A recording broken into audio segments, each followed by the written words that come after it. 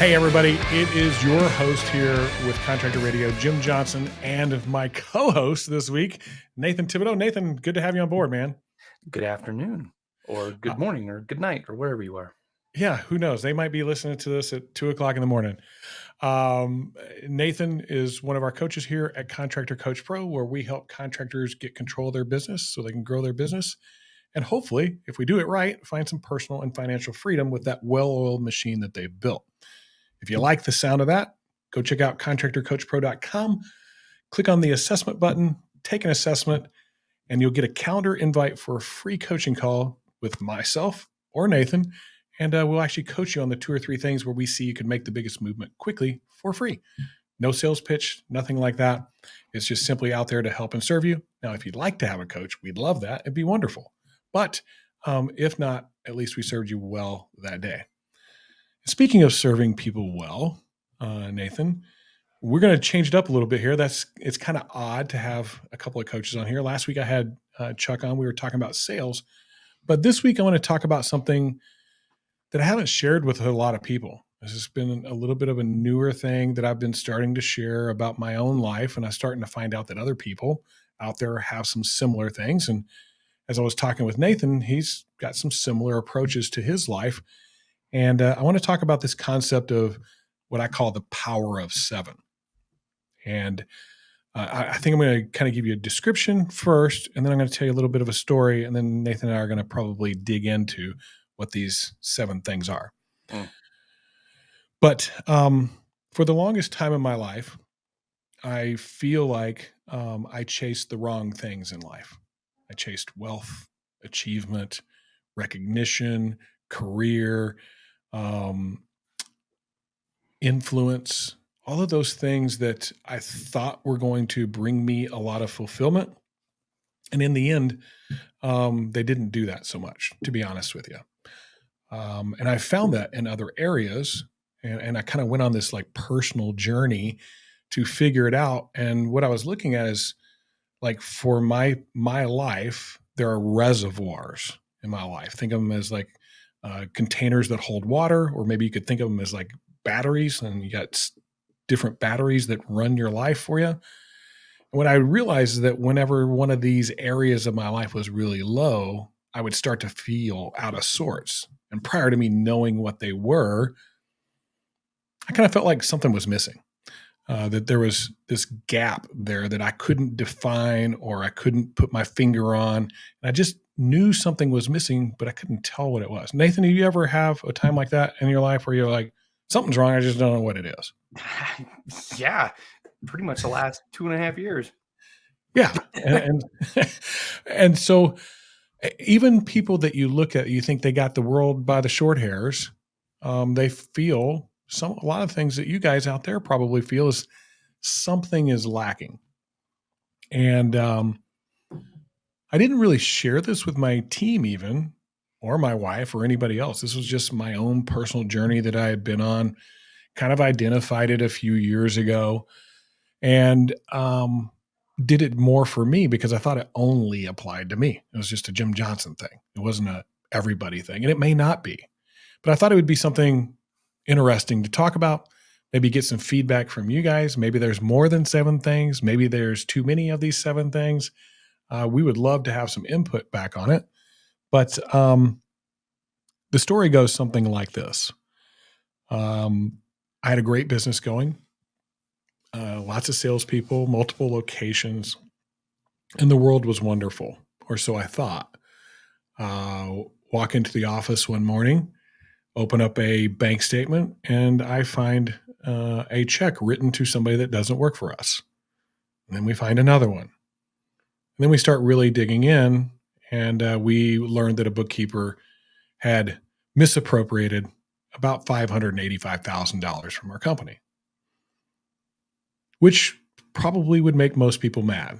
And it did. We were pretty mad about it. Really burned us up. And we went through a very long period of trying to do something about it. Getting it paid back was first option, didn't happen. Legal recourse, went through all that. And after a year of that, it was so time consuming and wearing down of us mentally and physically that we just couldn't pursue it anymore. And my partner, that was still in good standing with me, couldn't do it anymore. And so, for lack of a better term, we kind of let her off the hook. Um, there was some consequences, but not what they should have been. And I always felt a bit of a grudge about it because it really hurt the business to the point that that person decided to go and start their own business, and my best friend decided to go into business with her, even though I could prove on paper that she stole the money. And he agreed. He said, "Yeah, she did. I'm still going to start this business with her." You could say I was angry, to say the least. Um, and I was very, I mean, awful thoughts going through my head about everybody involved. A lot of blame being thrown on everybody. And then after a few days of that, I started to see more of the mirror and started to put a bit of blame on myself and started to realize, like, holy cow, how bad of a person am I if my best friend is willing to go in business with somebody that is a known thief over me? Like, holy cow, what am I doing wrong? How awful am I? Like, what do they see as the awfulness in me that I didn't see in myself? And to be honest with you, that kind of broke me when I had that realization. And when I say broke me, like in tears on my front porch, looking out at all the stuff I had, the ATVs, boats, sports cars, 35 acres, 5,000 square foot log house, everything that you would ever dream, like I've achieved the American dream. And my best friend still chose a thief over me.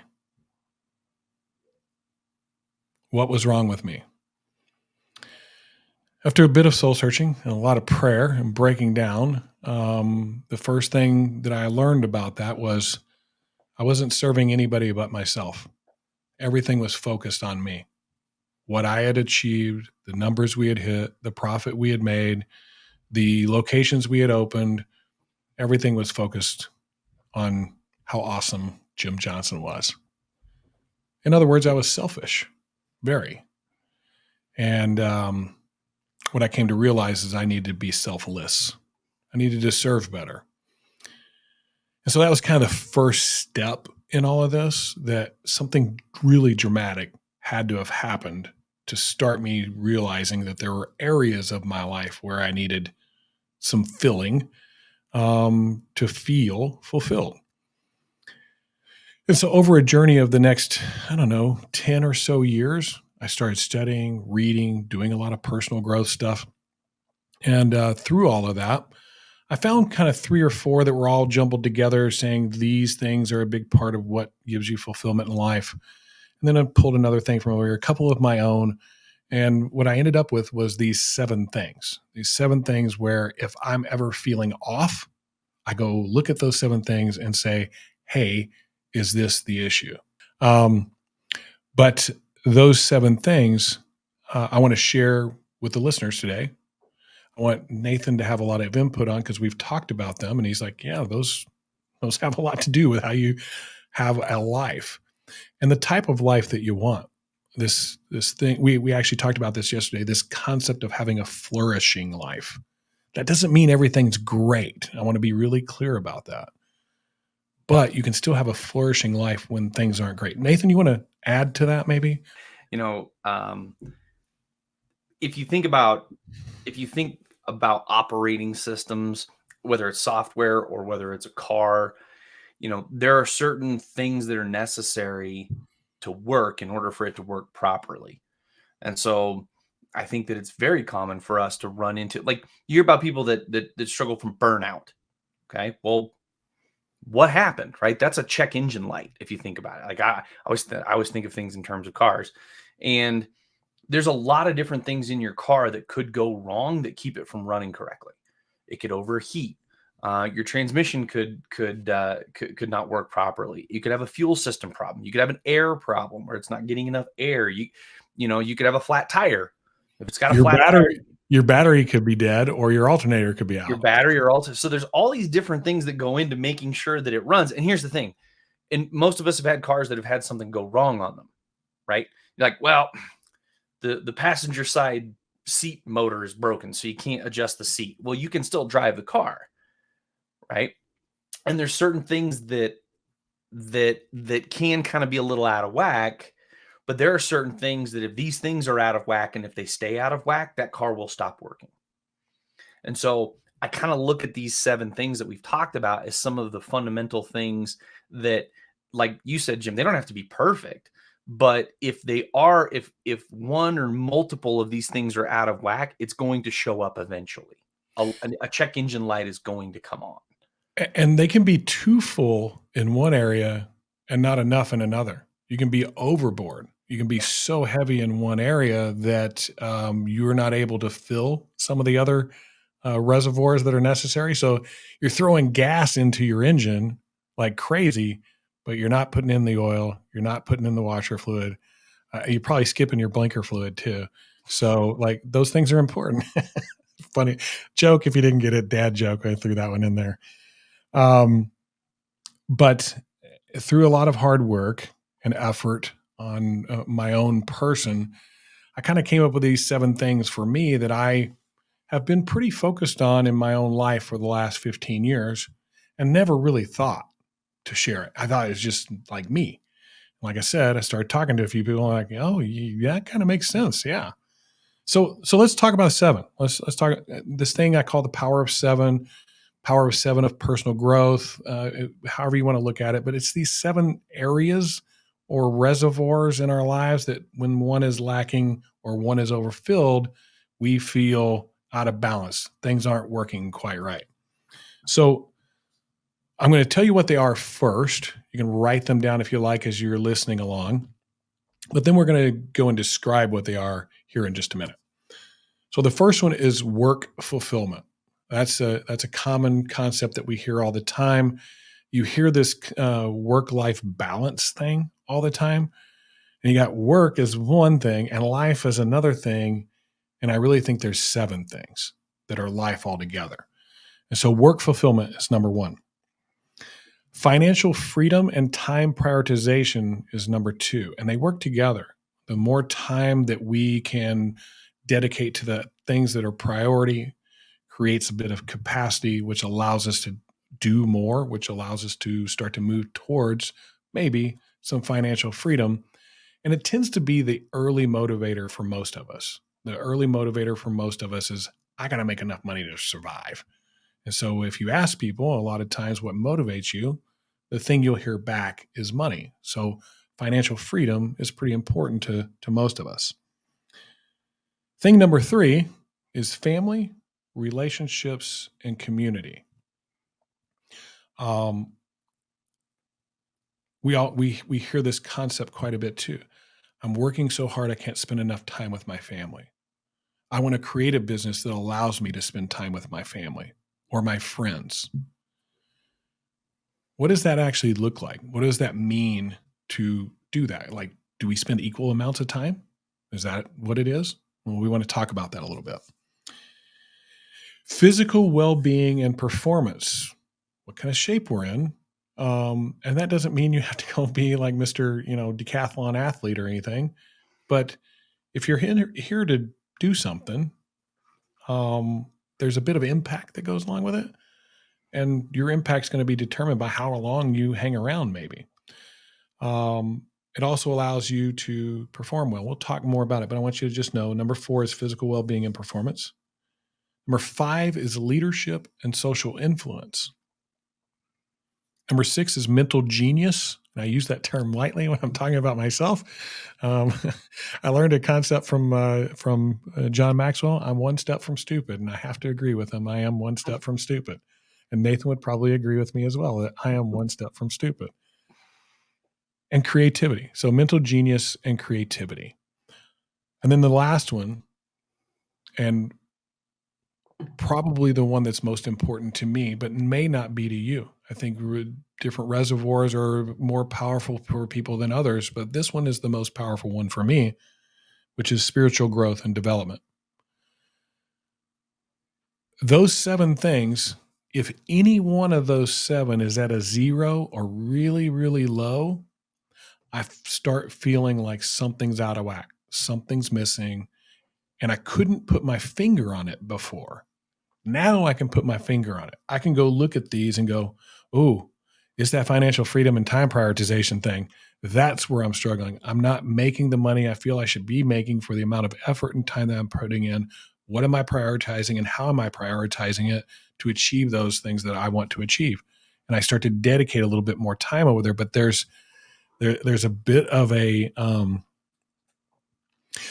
situation with this. Whenever you decide to put more into one of these reservoirs, you have to sacrifice some in another. And so, where do you pull from? I want to talk a little bit about that concept of where do we pull from um, in our different reservoirs or batteries that rule the flourishment of our life. So, Nathan, when I say those 7, what are your first thoughts? And is it like accurate, inaccurate, missing something? Well, my first thought around those is that they're broad. A lot of things can be caught up, and honestly, I mean, that's probably good. Is that you have these areas. There's probably crossover for sure with some of these, but as I kind of mentally break down the different aspects and areas and components of my own life, they probably fall into one of these buckets somewhere.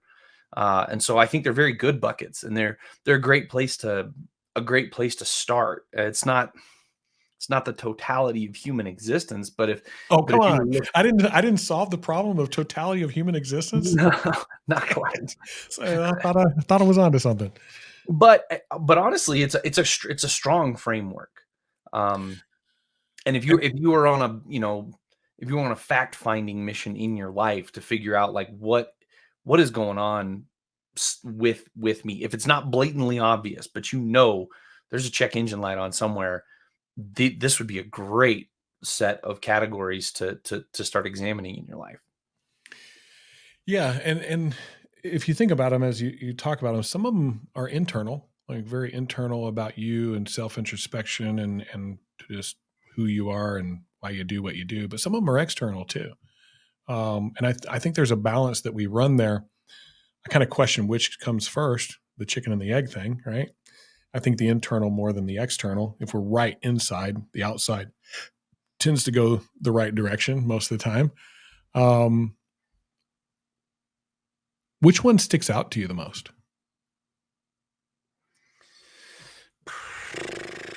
I don't know if any one of them sticks out to me the most. So fairly balanced. I do. Now, as far as order of priority, that's a little bit different. But to say that any of these could be ignored, I don't think you could. And so, I mean, there are ones in here out of that 7. There's probably some that I feel better about in my own life than others, which is probably really normal for everybody. I mean, if you went Does that back and have to do? Would that have anything to do with how you would prioritize them? 100%. I think 100%. If you're somebody who has a real strong sense of physical health, and that's always just been a real big deal. Like people that maybe grew up as athletes, and that's always just been a big part of their life. Their family's a bunch of athletes, and that's then that one right there. There's a good chance that if you heard uh, where did it go? Physical well-being and performance. You're probably like, yeah, I'm probably nailing that one. Yeah, John Franco's got that one down. He's a It's physical just like, well-being and performance. Like he's all over that one. yeah, like I'm all over this one, right? But then simultaneously, you might think, leadership and social influence. I'm not even entirely sure what that means, let alone how I would rate myself on that. So yeah, I think your your order of priority probably impacts which ones of these areas you're in the best health in, maybe. You bring up a really good point, or where you flourish well. I think might be a good way Sure. to put that. Where do you flourish well? Because you could look at the order of priority a couple of different ways. You could look at the order of priority by what am I already great at? I must prioritize that first, right? Like I'm big into health and fitness, so that's the biggest priority. Or like, hey, maybe this is the one I'm the weakest at, so I'm prioritizing that one because I got the other ones under control. Or this is the one that feels the most right. That's kind of how it works for me on this now that I've been doing it so long. The spiritual growth and development thing is the one that feels where I need to put the most time into. It tends to have an impact on the rest of them too. And where you said there was overlap, and it does. The more I grow spiritually and develop spiritually, the more I understand what financial freedom actually looks like. And really the word freedom more than anything else. So um, I challenge the listeners to think about that when they're prioritizing these things. I don't think it's possible. And Nathan, I'll ask you, do you think it's possible to have equally filled reservoirs to have a balanced and flourishing life? Probably not.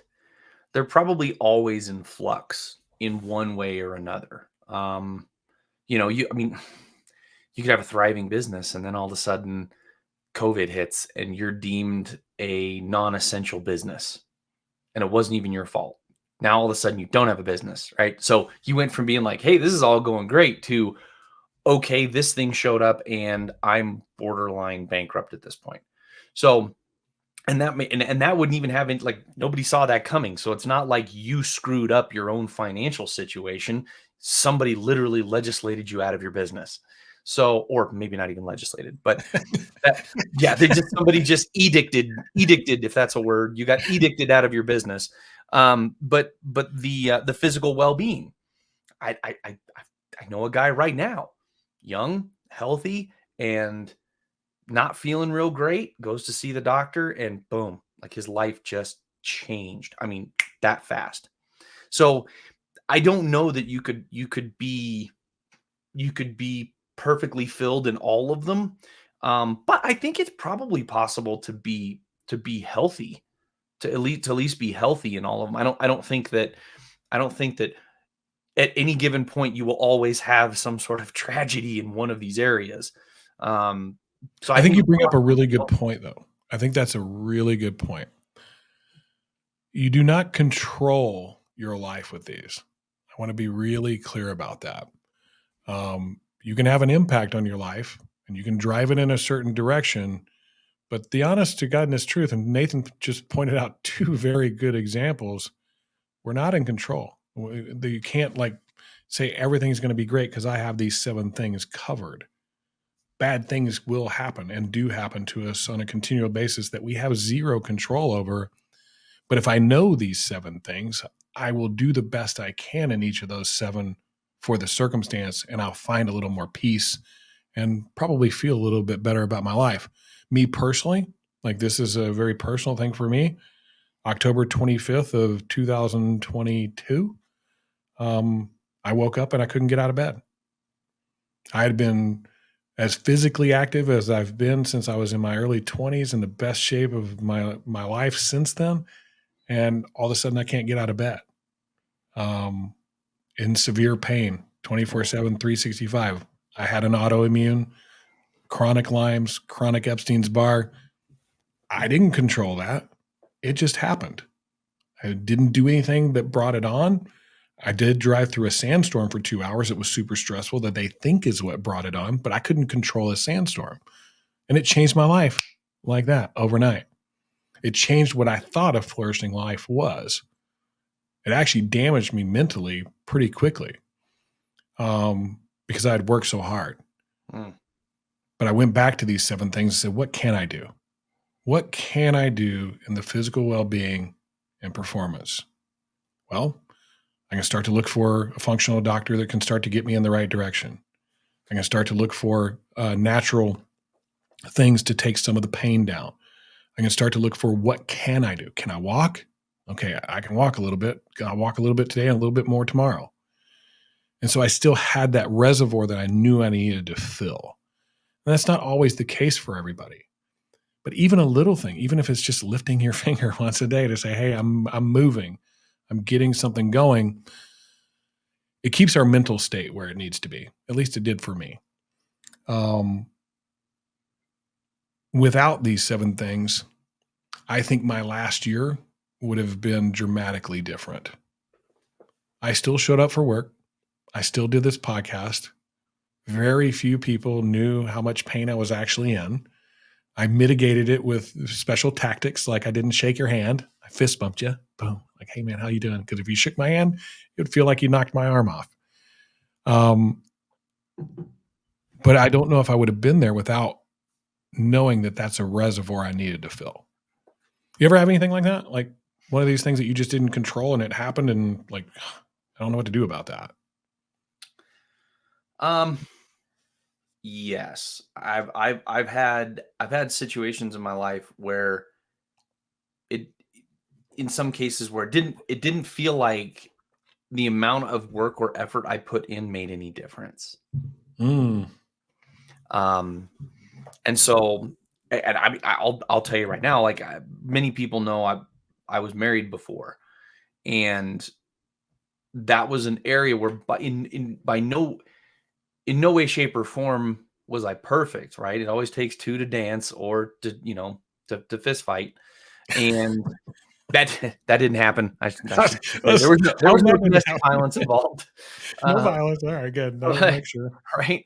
But simultaneously, as I as I strove to do everything I could, it ended up not mattering. 'Cause in some cases, it made things worse.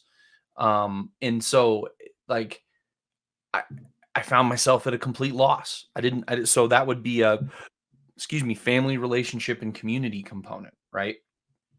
And the rippling effects of that on my immediate family, and then also some of my extended family throughout that whole situation, where I felt like I had literally no control over that situation, and that place was crumbling around me, and eventually did.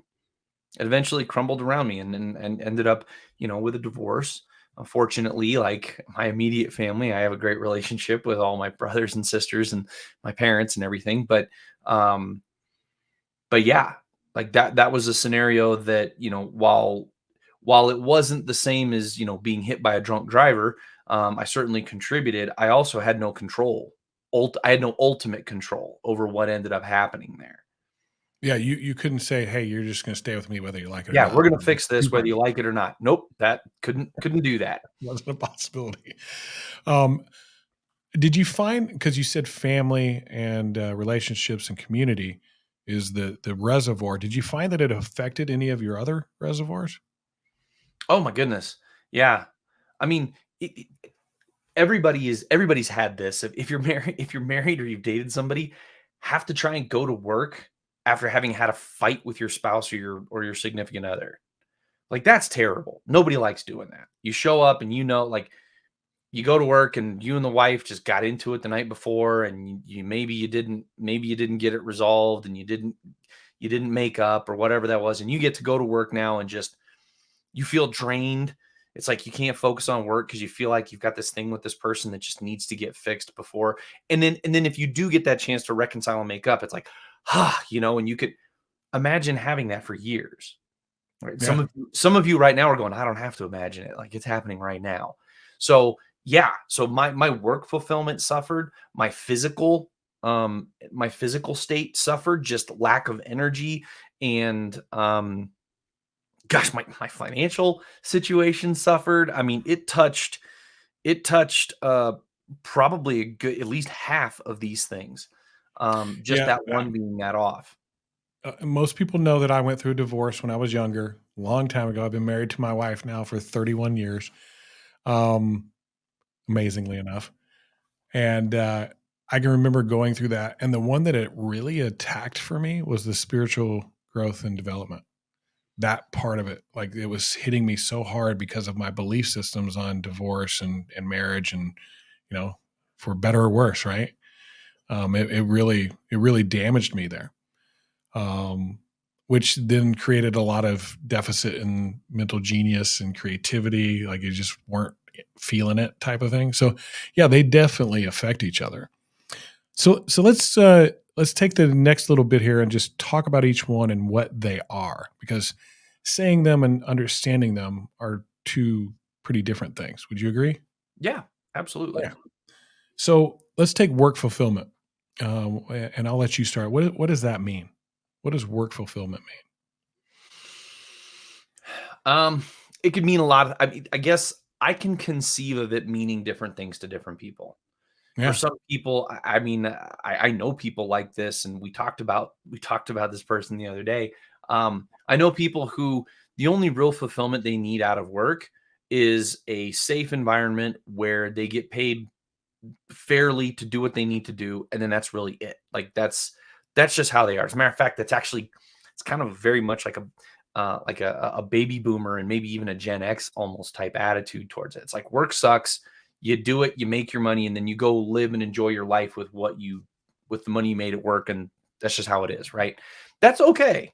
And if that's all the fulfillment that you're worried about getting from work, I think that's fine. I don't have a problem with that. Once again, as long as you're in a safe, healthy place and you're being well taken care of, maybe that's all you need. Some people, and I think that this percentage is growing. Work fulfillment for them is actually finding purpose and meaning from their work that's deeper than simply getting a paycheck. And so that might be a thing for you. Some people are perfectly fine checking in and checking out, and that's not a moral judgment by me at all. And some people are like, I can't do that. If I'm going to spend that much time in my life in that place, it needs to mean more to me than simply checking in and checking out. And so work fulfillment in that case could be needing to find a place that's has a greater proliferation and a greater impact on your whole being. Is it possible to not enjoy the place you work, but enjoy the work you do? I think so. I do. I think some people really like what they do, but maybe they're just not that happy with the place they're at. And so they just kind of deal with it. Yeah, you hear the example all the time, that, like the janitor, right? The janitor at school was very fulfilled in what he did because he made the place clean for kids to go to school, and he felt that he added something to the world by doing that. And so it may not necessarily even be what you do, but how it may impact others around you and what that means in your work and applying some meaning to it. That's really where I start to find fulfillment in work. Um, does it truly have an impact, not necessarily on me, but those around me, whether they work with me and for me or who I work with, right? Um, and I tend to be a little bit more individually focused, like my own circumstance, which is part of why I never really shared this before. But after talking with you, I was thinking about it, and I'm like, well, how about the guy that just works on the factory line, right? Every day he does this widget that does this thing, right? Um, does he find fulfillment in that? I think he can. I think it's possible. Like, hey, I had more widgets that were better today than they were yesterday. So that was more profitable for the company, which allows for them to hire more people and create more jobs. You could certainly look at it like that. Or you could be very focused on problem solving and maybe we could make these widgets better. I think there's a way to find fulfillment in whatever it is that we do. But I also think that um, a lot of us end up doing jobs that we don't feel fulfillment in. And it's totally due to our perspective on it, not the job itself. Hmm, sure. Like, I have to work at Walmart. I can't get any other job. I have this crappy job. How many other people don't even have a job? How many people do you actually serve by doing your job? You serve thousands and thousands of people. Like, there's a lot that goes to that. So I think the more that we look inside a little bit about what we do, the more likely we are to find fulfillment in that thing. Hmm. Um, what else do you see in work fulfillment? Um, I mean, without going too deep into the weeds, I think sometimes people maybe don't really care all that much about the work that they do, but they love the people they do it with. There's Synergy. there's a component there. I mean, some people work in fast food and it is what they're doing, right? Maybe they don't even think it's a crappy job. That's just what they do. They're part of that system. They're part of what they do. But they absolutely love their crew. They love the people they work with. They don't enjoy deep frying French fries, okay? But they freaking love standing next to Bobby because Bobby just makes them laugh, and they can't wait to tell this other story, or they can't wait to talk about football, or about the work they're doing on their motorcycle when they get to work around the water cooler. And their work is they're okay with it, but they love the people. So I think that could also be a component of work fulfillment. Yeah, and I would caution confusing those 2 because I've actually ran into this throughout the time that I've been putting this into place. Because what reservoir or battery that's really being filled there is his community, Right. like his relationship. Like that battery's getting filled, but he's still probably feeling lacking in his work aspect of things. But could he do something in his off time that was a thing that gave some work fulfillment? Possibly. I think that whenever we're feeling like, hey, this is an awesome place to work. I love all the people here, but what I do just sucks. But I like the people. That's more community and relationships. And we should be cautioned that at some point the reservoir for work fulfillment might get empty. Just to be aware. Right. Um, Financial freedom and time prioritization. I'll start on this one. There's a reason these 2 are put together because they seem independent of each other. Prioritizing my time, financial freedom over here. But they're really very connected.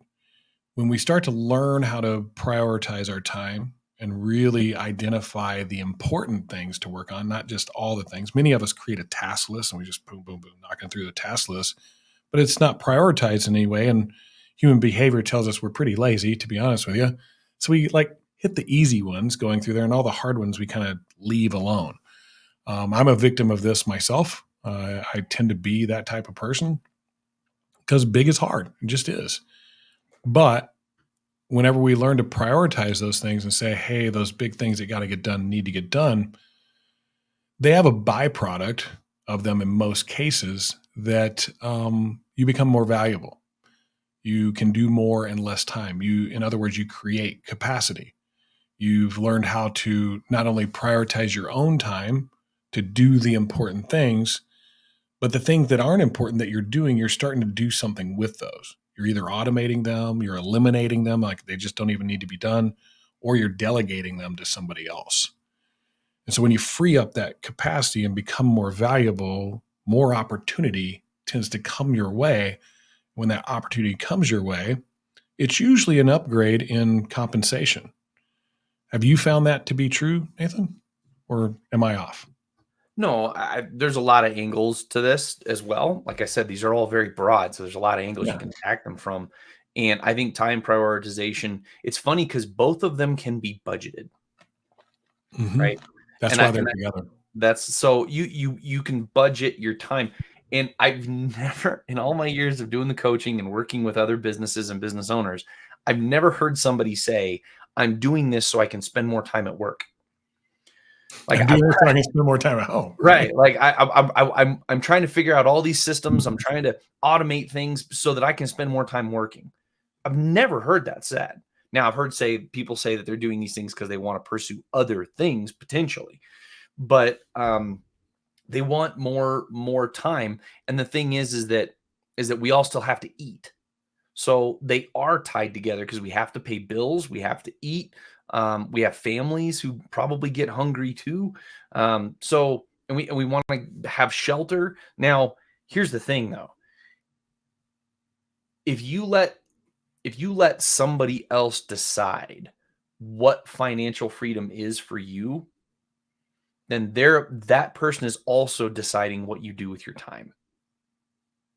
So you got to be That's good. really, really careful, because if they tell you that this type of watch, this kind of car, this type of vacation, this size of a house. These things are signs of financial freedom. And if you have these things, then they are also going to tell you how you got to live your life, because you can get those things, but they cost, right? Everything has a cost to it.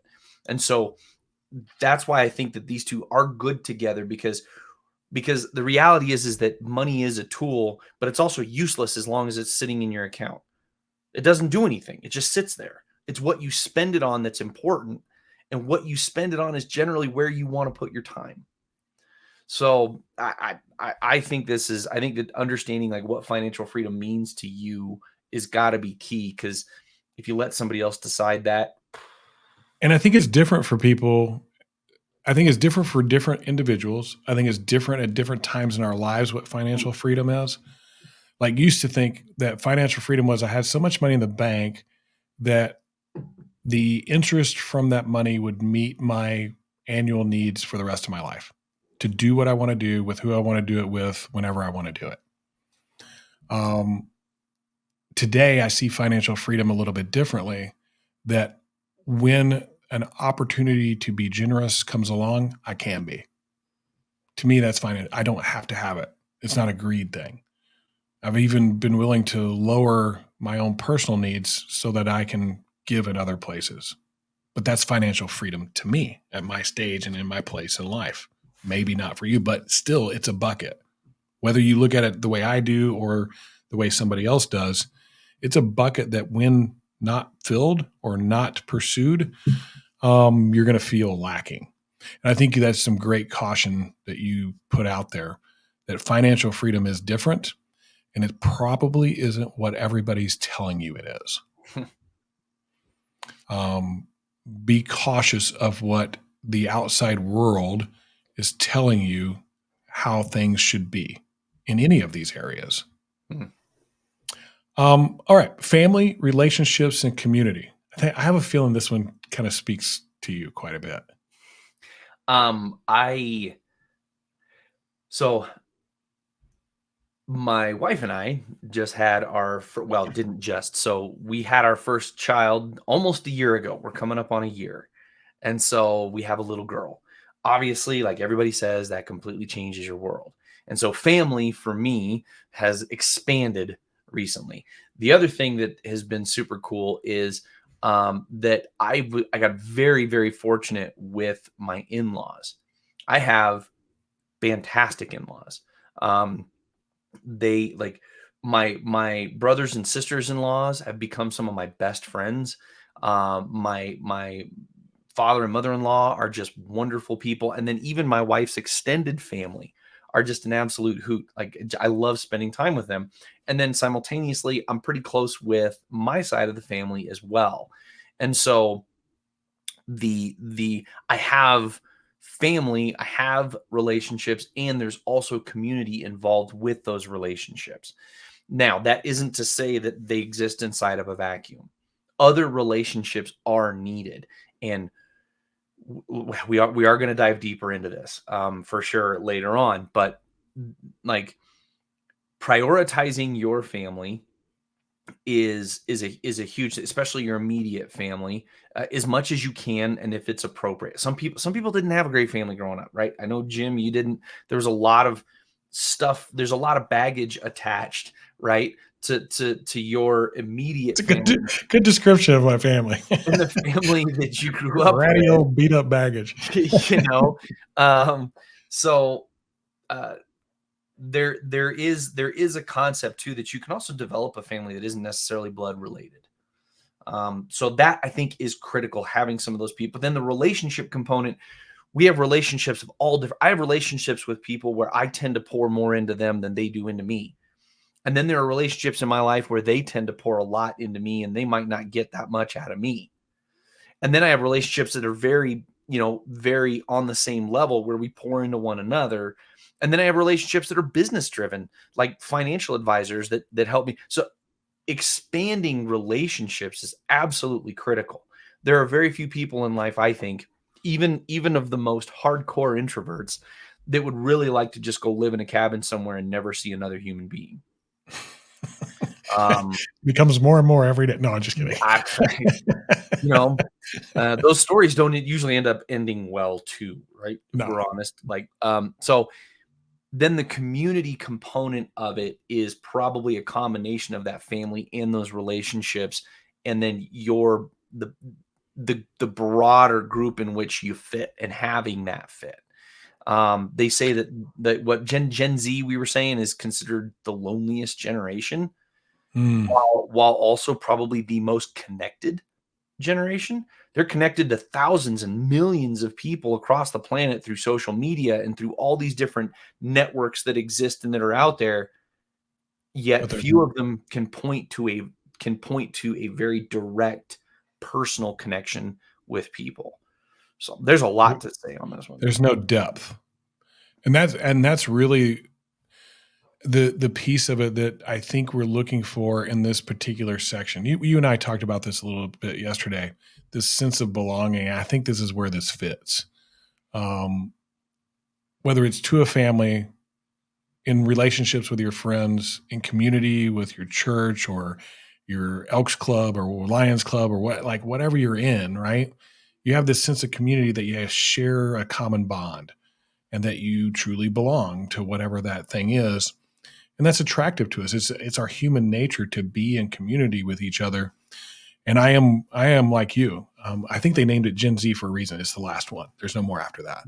Um, like I'm so worried about them being alone. My daughter is she's a Gen Z. She's 25 years old.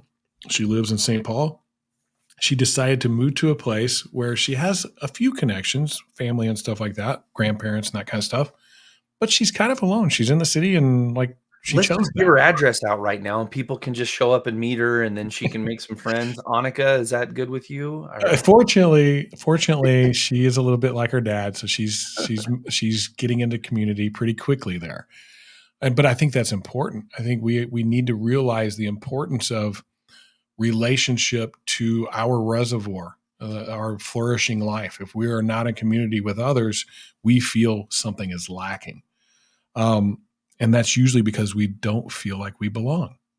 And the world bombards us with these ideas of why we don't belong. We're not skinny enough. We're not muscular enough. We don't have enough hair. That's me.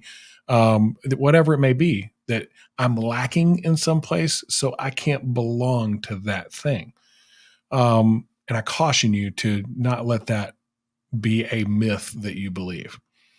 Um, that's a really important. We're going to dig into this more. Just to clue you guys in that are listening, um, we're kind of giving you an introduction to it right now. And our next 7 episodes of Contractor Radio are going to be about this. We're going to dig into each one in depth, and then we're going to give you 2 or 3 things that you could do right away if you're feeling lacking in one of these reservoirs, like how you could like do something to fill it a little bit. I really hate interrupting these videos, but I've got some important information for you. If you haven't tried out Atlas shingles, you should, because they put you first as a contractor. They want to give you a competitive advantage out in the field so that you can win more sales and be more profitable. Check out Atlas in your local area, find your local rep, get hooked up with them today, and start making more money tomorrow. So the next one on our list there is physical well-being and performance. Why is that important? well, so your ability to do I guess I shouldn't say that. Be careful being so broad. In general, a lot of the things that we need to do involve us operating physically. Um, I Or know that that's optimally too sometimes. yeah, sometimes optimally. And I know that for some folks, that is a very, very difficult thing. Some people have circumstances around them where being very physically active is a very difficult, in some cases, maybe even impossible thing for them. However, that being said, I think those are exceptions generally. They're beginning to find, and I'd have to do a little digging. I know that I either heard this or read this recently. They're beginning to find that um, hard physical strenuous activity um, can and is showing in some cases the same results as the use of SSRIs.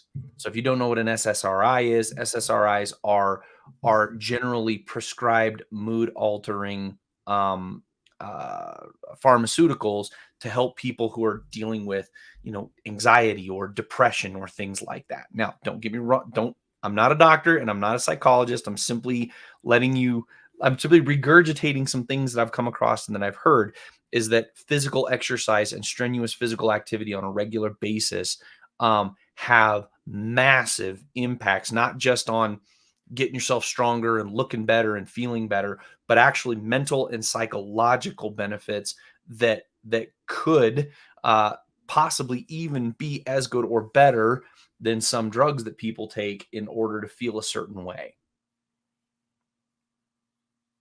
I'm glad you said that. There have been a lot of studies about it.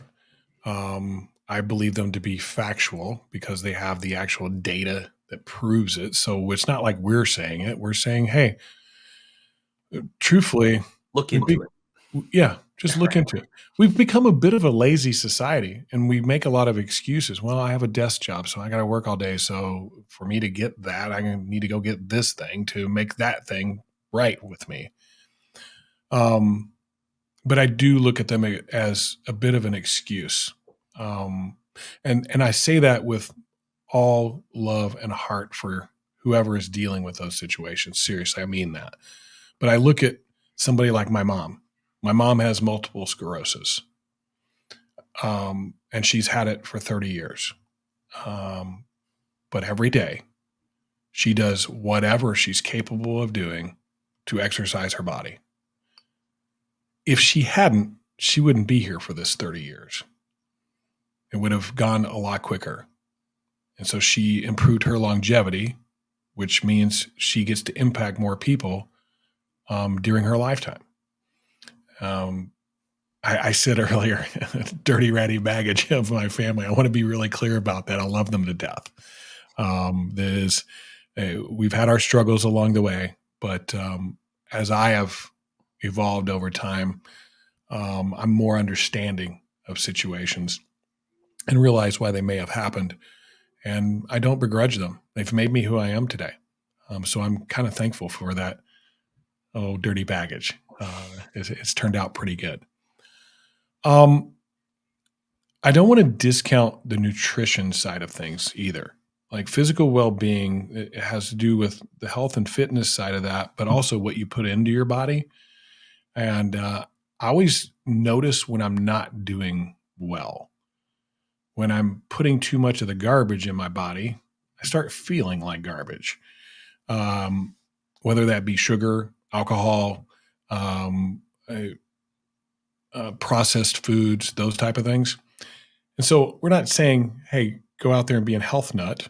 Is not necessarily what we're saying, but we're saying look into it, do some study on it, start to be informed on it, gain some knowledge on it, and be surprised with a little bit of understanding on it. You start to realize why that physical part is affecting all of these other reservoirs that you have out there. I know whenever I'm not eating right and I'm not getting enough water in my body, I get headaches, I get brain fog, I get all of these things. Something's out of balance. I've gone so far as to start getting blood tested every quarter to see what I might be lacking in, whether it's iron or magnesium or whatever it may be, so I can optimize my health. And the reason for it is I want to be here for a while. I've got a grandkid that I want to throw baseballs with.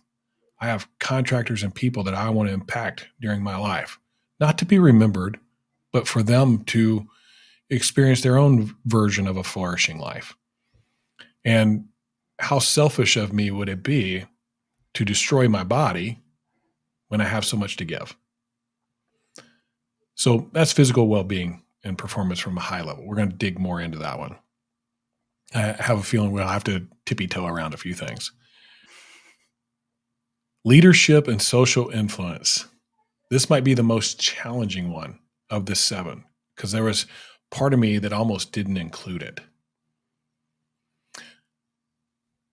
What does it make you feel like when you hear that one as one of the seven areas of your life that lead to either a flourishing or lack thereof life? when I hear that, it makes me think of a way in which you know that you matter, Mm. um, that you influence things, you leave a mark.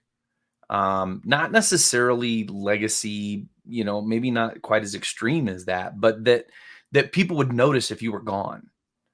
And it's because you leave things better than you found them, and because when you're involved in maybe in your community, so you could be a fly on a wall in a community. People do it every Sunday morning. They show up, they're a fly on the wall, and they're gone. Are they a part of that community? It's arguable. But when somebody is involved in a community and they put effort into it, more than likely, they're probably going to see some leadership in that community. People are going to depend on them for things, and they're going to be able to impact and influence others and be a part of things. Now, that doesn't mean they're going to be a leader in everything, but maybe in small places and in small ways, or maybe in big ways. You don't know for sure. But then that social influence is that you actually have an impact on that group. They know that you're there, you're making a difference, and maybe it's only with a couple of teenagers in a small group, or maybe it's only with a certain group of the size. I don't think the size matters. It's just that it's happening, and that people are like, yep, I know Nathan. He shows up and we do these things, and he helps us do these things here. We wish he wouldn't, but he's here anyway, right? So I think that's when I hear leadership and social influence. It's, are you having an impact somewhere, and leaving a mark somewhere somehow, for the benefit of others? And weirdly enough, right? I don't think it's that weird, because I think I know where it comes from, but it tends to impact you as well when you're doing that. Yeah, I'm glad that you said what you said, that you matter, because the thing that was resonating with me is that I have meaning, right? I mean something to somebody else. I can belong to something without having meaning to them. That's a different thing. Just because I belong to a team, I might be the lowest man on the totem pole. I still belong, and I'm still providing my contribution to that. But if I vanish the next day, they could replace me. I didn't really mean anything. Does that is that kind of what you were headed at with you matter? Just that, you know, if it not all of us are probably expendable in one way or another to something or another. That's not a horrible thing to say. It's just the truth. If you're working at a job and you left, you should hope that they can fill your shoes so that other people can continue to work and flourish in those ways, right? Does that mean you're expendable? Kinda, but that's okay. So the leadership and social influence component isn't necessarily about work too. It's just being a part of a group of people where you do make a difference. And because you're Mm, making a difference, you matter. yeah, you make a difference. So those are really good. You matter. You mean something. You make a difference. I think that's how you need to look at this particular one. And it doesn't have to be on a grand scale, like Nathan said. It could be just to one person. It could be that you mean something to that shut in person where you bring them a meal, sit and talk with them, let them know that they exist. That reservoir gets filled. So I think that was a great explanation of what leadership and social influence is. Here's the one that I have to use lightly: mental genius and creativity. Because I caution on this word of genius, and I've gone back and forth on it a million times about whether I should say it that way or not, or is there a better way to say it? Because the thing that it could lead to is ego, that I'm smarter than everybody else, right? But that's not really what this is about. And I want to be really clear about it. It's a lot to do with mental health. If we're not constantly adding to our knowledge and learning new things, our brain tends to either stagnate or decline. That's been proven in studies. So it has a lot to do with our mental health. And I want to stay mentally healthy as long as I can. So whether that's doing a Sudoku puzzle or trying to solve a big problem or learning something new that I didn't know before, I'm very attracted to those things because I like to gain knowledge, but I want to have depth to that knowledge. That's the important part to me. Like not just knowing the thing, but understanding what it means and how it plays with everything else and why it's important. And then the wisdom part of it to discern how to actually use it and when to use it. So that's kind of the mental genius side of that. But that also lends into this curiosity, creativity. If we don't have this creative thing in our world all the time, or at least some portion of it in our world, we again feel like something's missing, or at least I always have. This is the one where I feel like this could be a Jim Johnson thing and maybe not for an everybody thing. I don't know, Nathan, is this one of those things that you go, yeah, man, I need some creativity in my life? I think that, like, what strikes me with this thing is it is both an input and an outlet. So you should be constantly trying to learn something new. It creates new mental pathways, just like physically working out or eating right. I think you should constantly be trying to learn. It's good for you. It creates pathways. It opens up your way of thinking. Here's the other thing that it does too. The reason why this one has been a little bit bigger for me, I think probably this year than it has before. Um, I tend to be a very heavy thinker, and I tend to put a lot of mental energy into things. And I tell you this right now, oftentimes I put mental energy into things I shouldn't. I'll see some social post, and then all of a sudden it throws me into this thing where is that true? Is that not true? In what way is that true? Should I say anything to this? If I did, here's what I would say. Is it right? Is it right? And so one of the things that I've discovered over the course of this year for myself is not only should I find other things to pour into my genius and my creativity, I need an outlet, and I need more than one, because the Nathan brain that's happening over here at Contractor Coach Pro all day long, constantly working with people to solve sometimes very complex issues, sometimes not so complex issues, all very mental. I can't just turn my brain off. I need to apply those muscles to something else that can give all this other stuff a break. So golf, very mental game, right? I'm terrible at it. Very mental game. Maybe that's why I can I can verify that. I'm ill-equipped to play it. It's a mental game, and I'm not equipped to No, play you're that game. perfectly equipped to play it. So, so here's the thing. Does that mean that I get to turn my brain off to play golf? No, my brain still has to be very active, but it has nothing to do with this other stuff over here. It's a whole nother outlet for my brain. And I need that. So not only do I need to be pouring things in that cause me to think and absorb different ways of thinking, different ideas, different stuff, and there's a billion different ways. Like the time that we exist in is amazing. The amount of books that you can read physically, you can read them digitally, you can listen to them. There's podcasts, there's YouTube videos. There's a million different ways for you to just pour other stuff into yourself to learn. But then you got to have an outlet so that you get a break from the other stuff, whether it's playing golf, puzzles. So this is not a Jim Johnson thing. I know this isn't, because some people call them hobbies. And if it's a video game, it's a video game. Okay.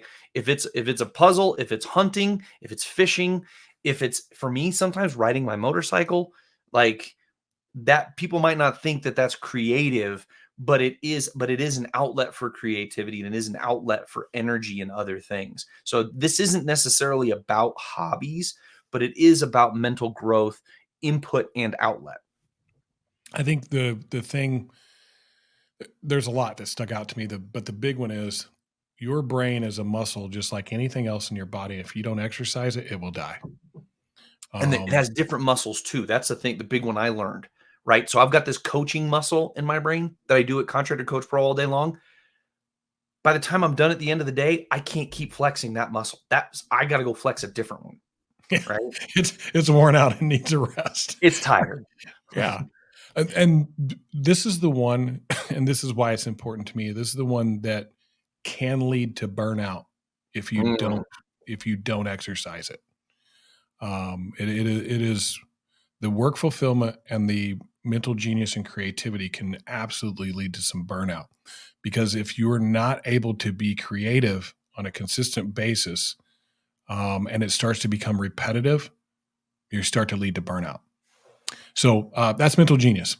Let's get the last one in. This has been a bit of a long show. I thought it might be, but we want to get like understanding of these things, and we're going to dig into them a little bit and give you some action stuff that you can actually do with them in our next few shows.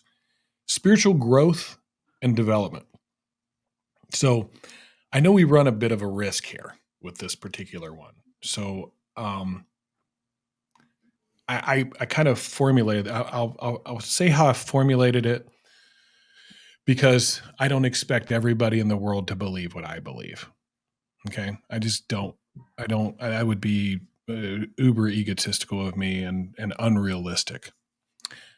But I do feel that um, at a very high level, we all realize that there's something happening out there where we know right from wrong. And we tend to do whatever it is that we want. But we know that this kind of moral code that exists out there is something that we should be doing, we ought to do, as C.S. Lewis would put it, but we don't do it. And so where does that come from, right? Like whatever that is for you spiritually, it is for you. And I'm not going to push my belief systems on you, but I'm going to kind of break it down into three things that I think may help you in whatever spiritual aspect you're trying to find some fulfillment in. Who were you made to be? I don't think that we're just plopped here by circumstance. Me personally, I believe God created me. That's my belief. Whatever you believe, completely up to you. But if you weren't created for a purpose, why are you here? Why do you exist? And these are big questions. These are deep questions that I think we tend to avoid because they scare us. They scare us a little bit because then we start tapping on something that maybe we have an aversion to for whatever reason, and we're scared to go back there. Something bad has happened, something that we didn't like, and we don't want to go back to where something bad has happened to us. And then what should you do about it? So those are the three things spiritually is kind of how I started with this thing. And I think it's a pretty good way to kind of look at it. But what do you think, Nathan? Just who were you made to be? Why do you exist? And what should you do about it? Um, there's a lot of layers to this, Yeah, this is right? a touchy one, So, right? people famously like to quote um, Shakespeare, who said, "To thine own self be true." But what nobody ever seems to quote is the back half of that, which is so that you can be true unto others. Hmm. So the reason behind that statement, he wasn't saying to just be true to yourself and everything else be damned. What he was saying is be true to yourself. In other words, be honest with yourself. That's what he was saying. You have to be honest with yourself in order to be in order to be honest with others. So for example, if you don't, But why does he know that? why does he know? I couldn't tell you what drew him to that conclusion. I don't know. It was a little while. It was a little before my time, But Shakespeare. I don't think he's mutually exclusive as one individual that's ever thought that. No, no, I don't think so either. I simply was I think using we his all quote think as an that. example. I think we all think that and know that we should be honest and true to ourselves so that we can be true to others. It's like some kind of moral code sitting out there. Where did that Well, come from? well, I think I know where it came from. I do Um, too in but my own version, but like how can you deny that something spiritually is going on if that thing exists? you certainly could. Somebody certainly could deny the existence of something that is supernatural or metaphysical.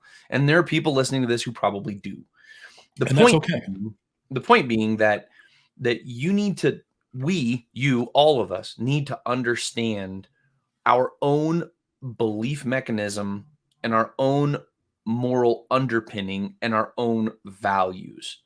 And so some people call that spirituality, some people call that worldview, some people call that foundational presuppositions.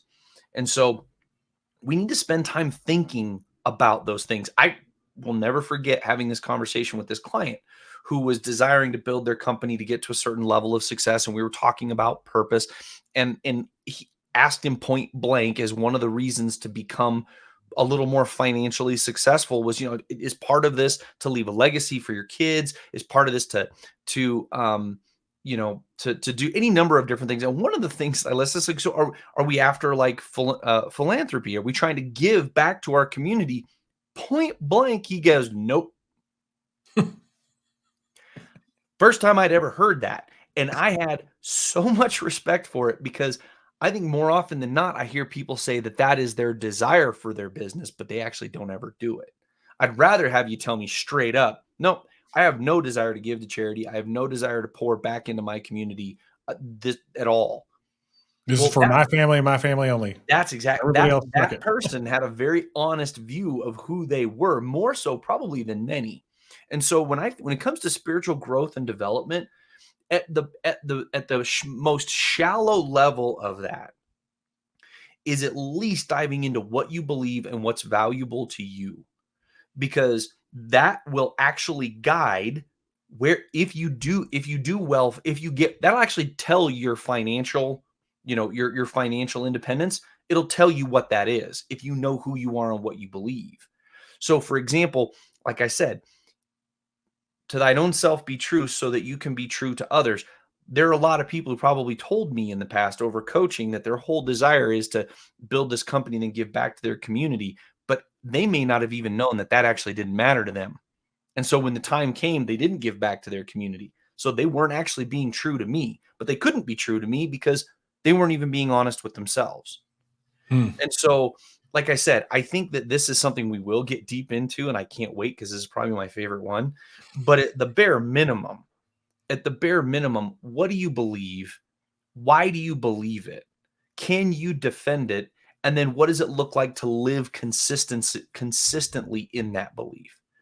Because That's a this is what I will tell you is that if you don't know who you are, your actions will always reflect what you actually believe rather than what you say.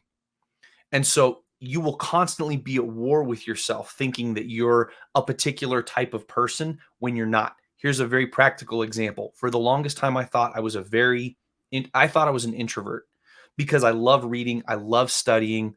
I thought I was. And so what happened is me thinking that I'm an introvert caused me to consistently do what I thought introverts would do. But in fact, I wasn't an introvert and I'm not an introvert. And so I was actually, in a way, kind of harming myself by not investing in being out with other people because it turned out that's what I actually needed. Hmm. And so that's where I think like the spiritual growth and development thing at the bare minimum is getting that understanding of yourself so that you have some kind of underpinnings to guide the decisions you make in every single one of these other pillars. I think that's some really good advice, and that's why it's called spiritual growth and development. Everything starts in the beginning, and you start growing from something, right? And I think that's a great something to start from is finding out a little bit about who you are and really knowing who you are so you can be true to yourself and thus be true to others. That's really good, Nathan. I think that covers what I wanted to cover today. Kind of an introduction to this power of seven. Next week, I don't know exactly which one we're going to do yet. My assumption is we might start with work fulfillment, but who knows? Nathan and I may have some conversations between now and then that go, no, we're not going to start with that one. I would love to hear feedback. I'm going to leave my email address, head coach, like the guy that runs a football team, at contractorcoachpro.com. If you want a list of these seven, you want some of the foundational parts of it, please email me. I'll send them to you. Feedback on, is there something we're missing? Is there a gap in this thought process of these seven things? There's overlap? Definitely. We know that. Where do you think it is? Give us that feedback on where you think that overlap is. And let us know if you like this. Like, do you like what we're talking about? And is it meaningful to you? And do you want to hear more of it? Because if you don't want to hear more, we'll go on to something else. But I think this is the real stuff. I think these are the real things that people should be talking about, especially with how divided our world is, how much fear is going on out there in the world.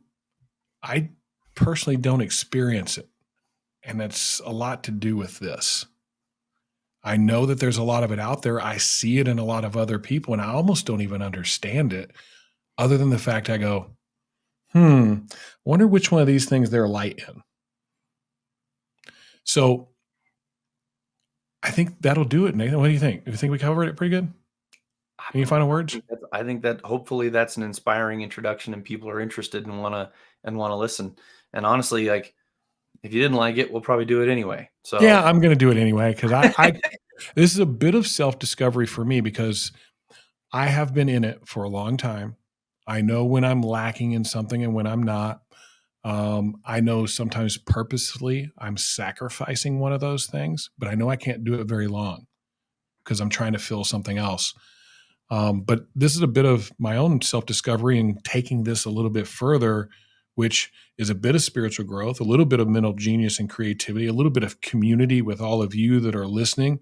Like I'm filling those buckets doing this, and I'm going to have a flourishing life because I'm doing so. I hope you do as well. And Nathan, I hope that you do as well. With that, we'll shut up. Thanks for hanging out with us here on Contractor Radio on this episode. We'll see you on the next one.